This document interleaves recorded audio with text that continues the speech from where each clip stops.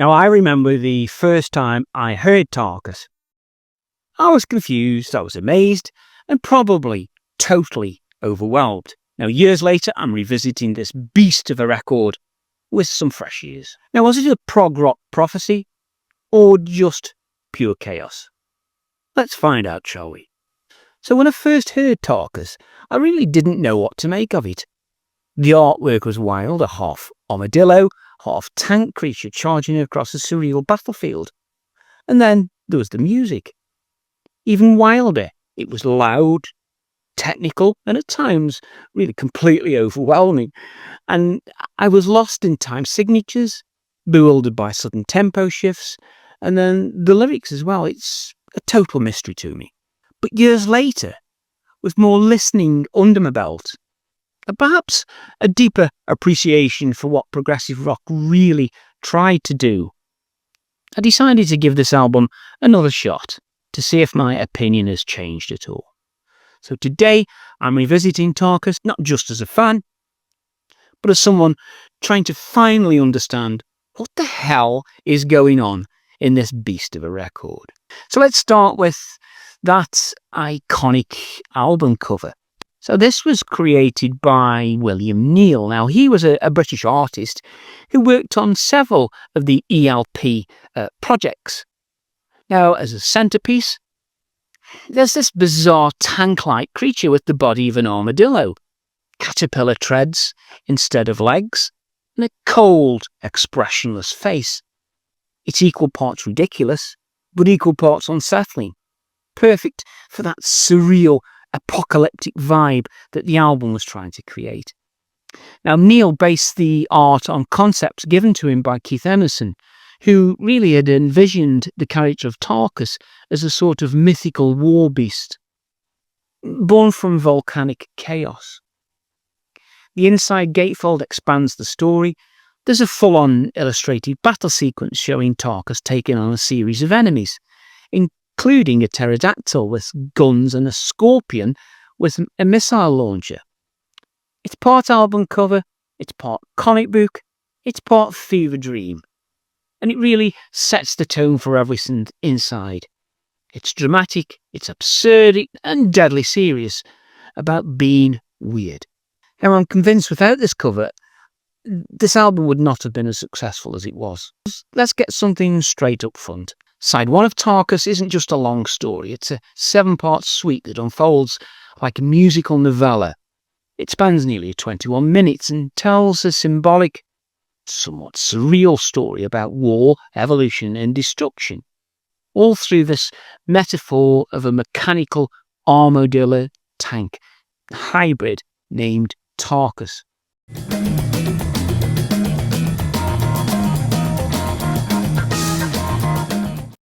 Now, the narrative isn't exactly linear, but here's a rough sketch of what's going on. Eruption opens the track with a dramatic instrumental overture. It's fast-paced, organ-driven, bombastic. This is the birth of Tarkus, the war machine, a creature seemingly born from the fires of conflict and chaos.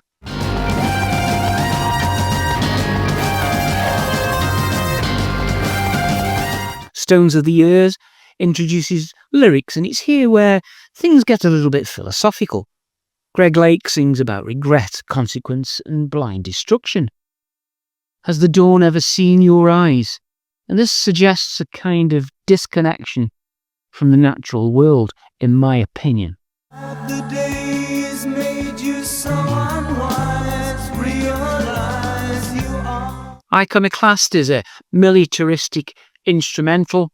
It's a musical battle march portraying Tarkus engaging in conflict.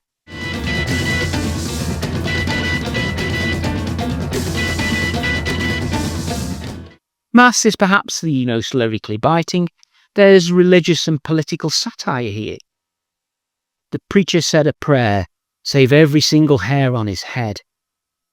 A criticism of perhaps institutional hypocrisy. Wandering, committing every sin that he could. So good. Manticore marks Tarkus as a defeat. Now, the Manticore is another mythical beast, and this challenges and ultimately destroys, it signals the downfall of unchecked aggression.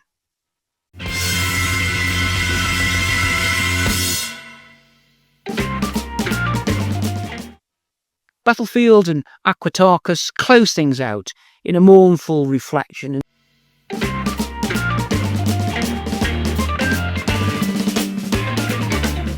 And finally, a strange, aquatic rebirth of Tarkus.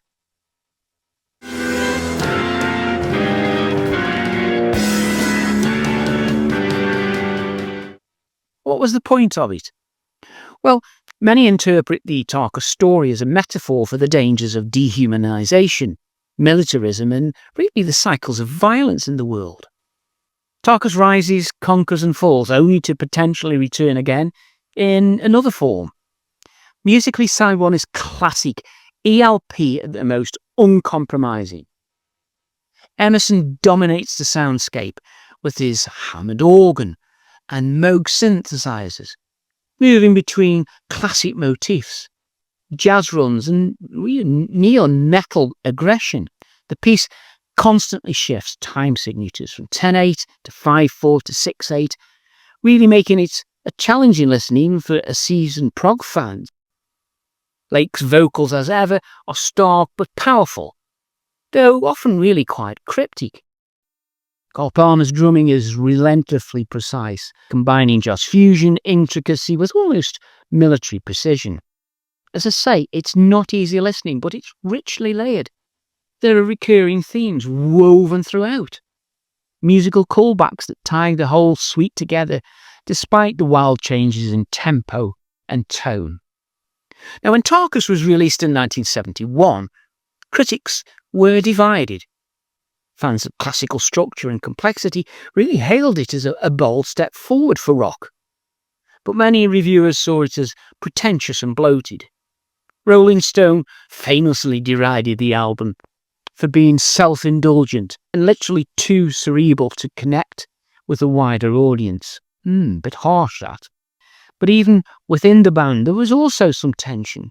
Greg Lake wasn't initially on board with the concept. He felt it lacked emotional grounding and really only agreed to record it once he could contribute more lyrically to balance the abstraction out. Over time, though, the Tarkus suite has become a touchstone for progressive rock. It's an example of how far the genre could push the limits of what an album track could be. There's no doubt about it. It's ambitious, it's flawed, but it's also brilliant and really unlike anything else you are likely to hear. So after this epic journey off side 1, you flip the record over and suddenly it's a completely different vibe. No more Tarkus, no more suite. Here instead you've got a sequence of 6 shorter tracks, each with its own personality. So what happened? Well, according to interviews with the band, side 2 was a deliberate contrast. That's certainly apparent. Now, while side 1 was mostly Emerson's brainchild, side 2 gave Lake and Palmer more space to express themselves both musically and thematically. It also gave the listener really a bit of a break. After 20 plus minutes of relentless bombast, the second side offers lighter, more eclectic fare. So what was on side 2 then? Well, first off, there was a track called Jeremy Bend, and this is a ragtime-style piano tune with playful lyrics about cross-dressing and societal expectations. It's whimsical, really almost a pub sing-along, and totally unlike the weight of side 1.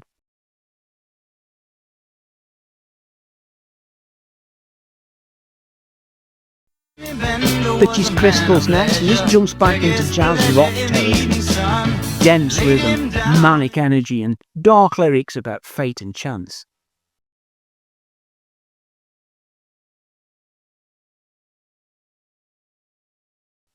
The Only Way, Infinite Space. These two are linked musically and thematically. The Only Way includes actual recordings from a pipe organ in a church, along with some anti-religious lyrics. Again, ELP taking shots at institutions.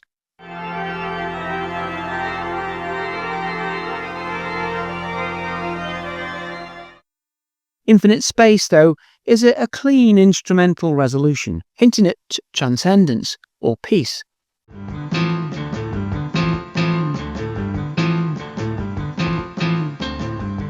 Then A Time and a Place is here, probably the most aggressive song on side 2. It does feel like a leftover from Tarkus, heavy, distorted and intense.